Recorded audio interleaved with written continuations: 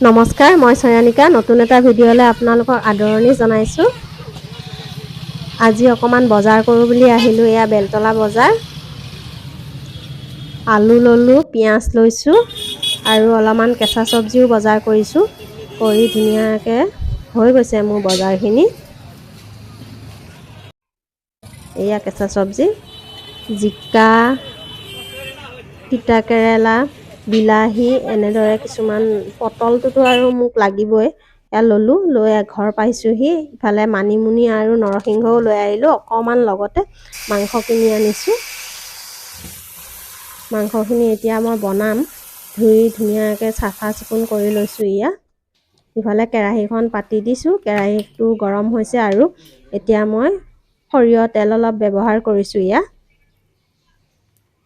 মই বেলেগ তেল ব্যৱহাৰ নকৰোঁৱে। পুৰি বনালেও মই মিঠাতেলেই দিওঁ, মানে সৰিয়হৰ তেলটো সেয়াই দিওঁ। ধুনীয়াকৈ কেৰাহীটো গৰম হোৱাত পিঁয়াজ দিলোঁ। পিঁয়াজখিনি দি মাংসখিনি দি এনেকৈ ধুনীয়াকৈ দুবাৰমান মই লৰাই দিছোঁ মাংসখিনি সিজিবৰ কাৰণে। এতিয়া অন্য একোৱেই দিয়া নাই। মাংসটো অকণমান সিজক। আৰু আনফালে মই আদা নহৰু ধুনীয়াকৈ চাফা চিকুণ কৰি কাটি মিক্সি জাৰ এটাত দি দিছোঁ। আৰু যিটো মানিমুনি আৰু নৰসিংহ লৈছিলোঁ সেই একেলগে দিছোঁ, কাৰণ নহ'লে কম বস্তু পিছা নাযায় মিক্সিত। আৰু পেষ্টটো এতিয়া ইয়াত এড কৰি দিলোঁ। দি এতিয়াও মই দুবাৰমান লৰাই দিছোঁ মাংসখিনি ধুনীয়াকৈ। মানে মোৰ হাজবেণ্ডৰ যিহেতুকে এক্সিডেণ্ট হৈছিলে, তেওঁ এতিয়া বৰ্তমান অলপমান অসুস্থ। তেওঁক এনেধৰণে মানুহে কয় আৰু যে মানিমুনি নৰসিংহৰ জোল খোৱালে খুবেই ভাল। মানে যিহেতু তেজ বহুত তেওঁৰ গৈছে, সেয়ে। আৰু ইয়াত এতিয়া মই হালধি দিছোঁ আৰু অকণমান ৰেড চিলি আৰু অকণমান জিৰা মই ব্যৱহাৰ কৰিম। এইকেইদিন তেওঁক এনেকৈয়ে খুৱাই আছোঁ। একদম শিঙি মাছৰ জোল, মাগুৰ মাছৰ জোল চব নৰসিংহ, মানিমুনি আৰু ভেদাইলতা দি দিয়ে বনাই দি আছোঁ। আৰু মাংসখিনিও এনেকৈয়ে বনাই দিছোঁ। মই ভাবিলোঁ আপোনালোককো ৰেচিপিটো শ্বেয়াৰ কৰোঁ। কেতিয়াবা আপোনালোকেও এনেকৈ বনাই খাব পাৰিব। যিসকলে বাৰু বনাই খাইছে ভালেই। আৰু এতিয়া মই এইয়া গোটা মছলাত আপোনাৰ লং, ইলাচি আৰু দুটামান জালুক দিছোঁ। জালুকে যিহেতুকে বিষ কাটে বুলি কয়, সেয়ে তেওঁ কৈছে যে অকণমান জালুক দি পেলাই বনাই দিয়া মোক। এইখিনিও এড কৰি দি এনেকৈ দুবাৰমান মই লুটিয়াই কৰি ভাজিছোঁ।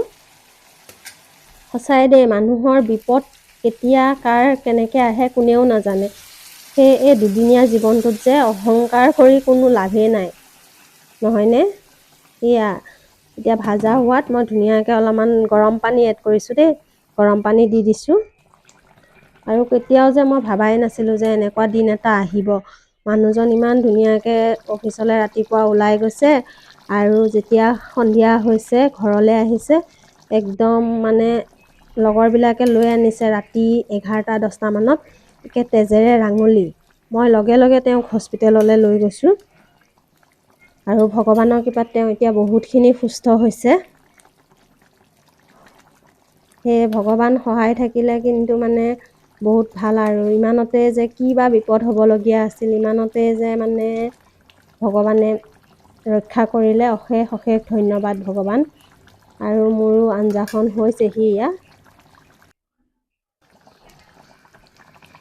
এনেকৈ ধুনীয়াকৈ উতল অহাৰ পিছত মোৰ ভাতসাজ ৰেডি কৰিছোঁ। আৰু এয়া ভাতত মাংসৰ জোল, মাংস অকণমান আৰু লগতে কেঁচা চব্জি।